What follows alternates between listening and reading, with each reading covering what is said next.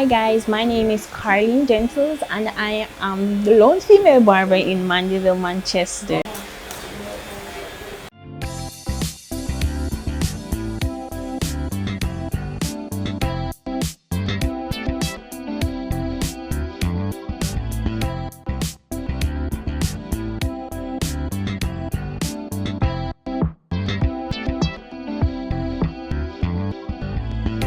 For a while, the Mile Gully High graduate worked as a beautician, micro-shading eyebrows, but she was still struggling financially. I needed another stream of income, seeing that my eyebrow business was not making enough money to pay the bills.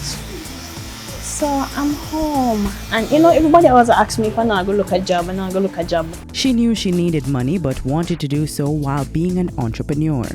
What field or area of work was going to help in this regard? She had a certificate from Hart in Food and Hospitality Management. Still, Carlene didn't believe that was her calling.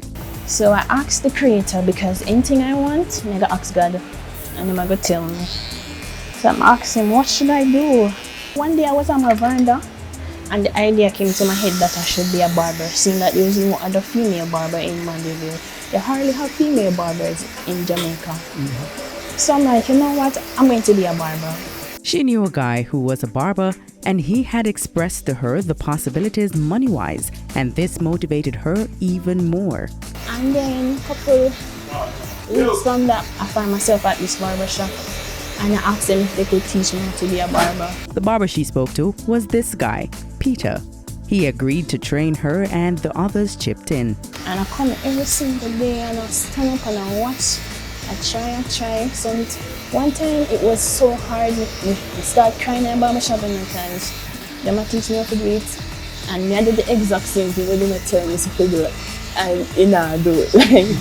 And it just look away because I mess up the guy here, and the feed I go up in the top all the time and they must show me. And it just never worked, but I never give up. We wanted to find out if Peter ever got frustrated teaching her, but she noted he was a tough teacher, but it would be in her best interest.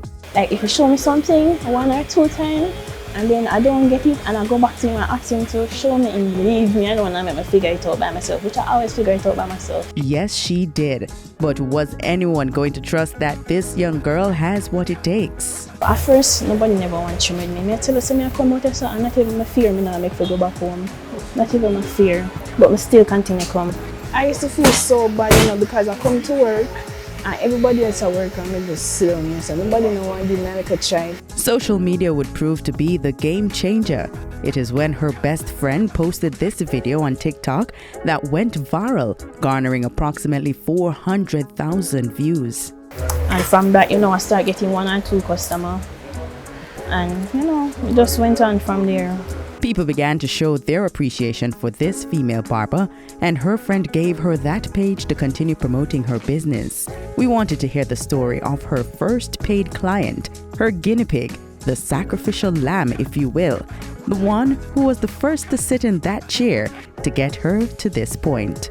Oh yes, I remember my first client. I messed his hair up real bad. I ball off the whole headline.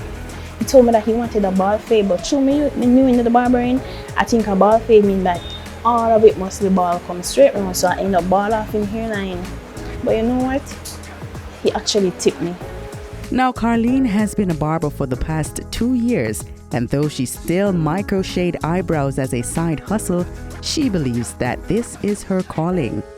I want to own my shop and probably a barbering school. There is much more to Carlene than what meets the eye, and we were about to find out. She has a lot of thought about life for someone who only lived 20-something of it, but she credits this book, The Secret by Rhonda Byrne, for changing her life and the way that she thinks. She began studying the law of attraction and what it means to speak things into being.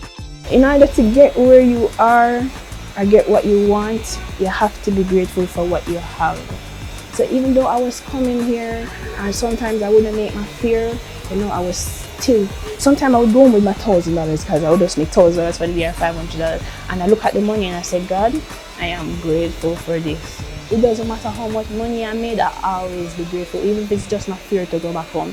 And I realized after keep on doing that and saying that, those things just start becoming better. I don't wait for opportunities, I create them.